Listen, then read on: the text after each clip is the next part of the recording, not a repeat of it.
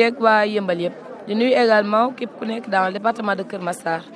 man docteur Ndeye Soukeye Gueye candidate de la coalition And Nawlé tête de liste majoritaire ci commune bi mais également tête de liste proportionnelle au département léegi laa pare sama devoir citoyen ndax kat citoyen bu nekk yaa war a fal ki lay jiite donc ñuy ñaan waa Yëmbal yëpp ñu jóg génn massivement na ñëpp jóg jëli seen carte yi déjà démb lañ ko arrêté mais képp comme te ne sa carte baax na nga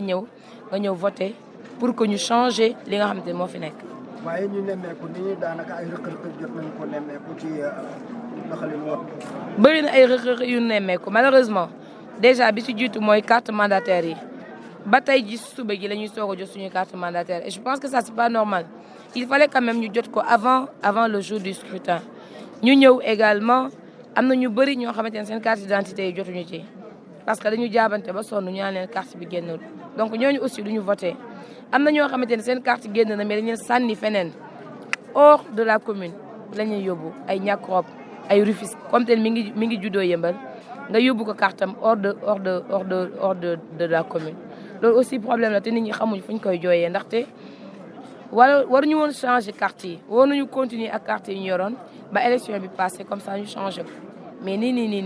ñu ñëw changer ko récupérer carte yële ñu bëri ñu ngi posé wu question pourquoi ñu jël suñu ancienne carte yi donc loolu c'est des problèmes yoo xamante ni ñu ngi koy rencontrer amuñu ci nag pexe parce que ñoom ñoo organiser seen i élection nous ne sommes que des acteurs. ci wàllu tamit mandataires yi wax nga ni lu jëm ci seen i carte dañ leen koy yéex a jot. mandataires yi dañuy yéex a jot seen carte parce que bu mandataire bi jotul carte tam du mën a dugg ci biir bureau de centre de vote bi malheureusement très tardivement lañ jot seen carte yooyu donc loolu aussi jafe-jafe la boo xamante ni vraiment gis seetlu lañ ko fii ci centre yëpp presque. am na aussi benn jafe-jafe bu ñu seetlu mooy disposition bulletin yi ki nga xamante ne moom la liste am njëkk a jàll normalement liste boobu moo war a nekk ci kanam muy suñu liste au niveau communal suñu liste moo njëkk a jàll ñu ñëw yóbbu ko ci ginnaaw lu tax teg Benno Bokk Yaakaar ci kanam loolu man mënu ma ko comprendre ce n'est pas parce que Benno Bokk Yaakaar mooy parti état que automatiquement moo nekk ci kanam déedéet ñoom seen carte seen bulletin ñoo topp si ñun ndax ñun ñoo leen njëkk a jiitu bu dee ci département bi ñun ñooy deuxième position loolu aussi dafa jar a bàyyi xel quand même au moins effort yi nit ñi def liggéey bu sérieux bi nit ñi def ba nekk ci kanam dañu leen ko war a nangul mais pas de tricherie quand même. mais lu jëm ci wàllum doxalinu vote bi am nga ci yaakaar ndax gis nga ni nit ñi génn nañ. waaw gis nañ ni nit ñi génn nañ te loolu c'est bon signe loolu day wane ni rek kenn duñ tànnal suñu